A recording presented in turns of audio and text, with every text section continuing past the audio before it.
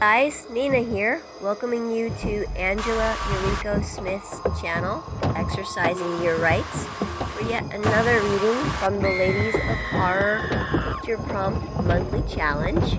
If you'd like to know a little more about it, please visit spreadingthewritersword.com. And in the meanwhile, enjoy the reading. Ceruleon Station Number 5 by Kendra Smart. The lights are a lie. That was the last transmission that came in the form of radio waves from Ceruleon Station Number 5, 25 years ago. Logan Davis had spent the formative parts of her growing up staring into the glow of projector reels, and the cling of newspaper smell hung to her clothes. She would spend hours in a haven of first-hand accounts of those few who had been there at the station. Anything for the thrill of fresh thought and knowledge. Ceruleon Station Number 5 had been established back in 1939 at the end of the Depression. Scientists of all fields had joined together to research the region where the galaxy showed its colors. There, they attempted to discover concrete evidence over the theories of the hows and whys of the light show that, once begun, split the night sky like a sharp edge through paper. But of the 26 that went, only 3 came back. But those 3 did not come back whole, not in one piece.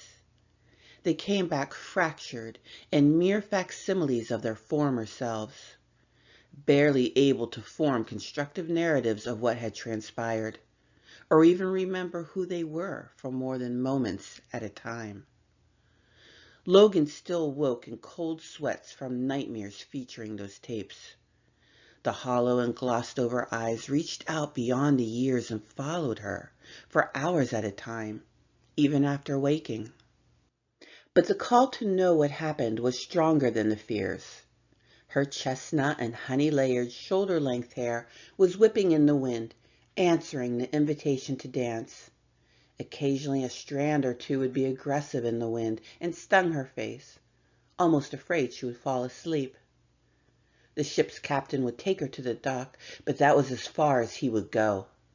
This arrangement had been fine with Logan. She was here to explore, not cruise. She had packed her gear with care for this trip, and in the process even gained a sponsor to help fund the journey and capture new information. They wanted their credit, of course, but fame was not her goal. All her life she had wanted the answers the last transmission never gave. What was the lie? Just what had happened? She made her way to Ceruleon Station Number 5 and settled in. The night seemed to be doing the same. Logan looked out over the peaceful sunset as it made its trek across the surface of the water. Logan took her time setting the cameras up and making sure everything was fully charged and working properly. She unpacked her PB&J and sat down with her eyes watching the sky. It happened in a flash once the sun was fully down, almost in the same breath as the dying light.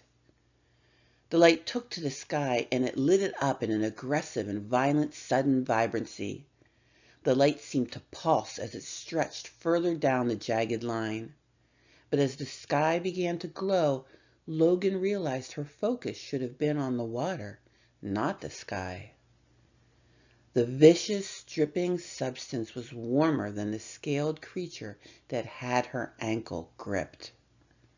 Logan's last words were the same as those who had sought knowledge before her.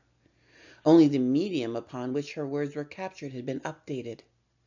A single hoarse and harsh whispered, followed by sounds of distress and trouble, shuffling and thumps, all off-screen as the cameras were not here for Logan, but the sky. The lights are a lie.